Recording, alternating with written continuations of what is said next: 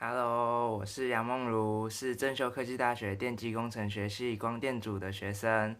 现在有的专业证照有变压器装修以及工业配线丙级跟微软的证照。我个性开朗外向，喜欢运动、交朋友，还有一些出去外面的旅行。希望贵公司可以录取我成为你们的伙伴。那接下来是我的一些自我介绍的影片，请看。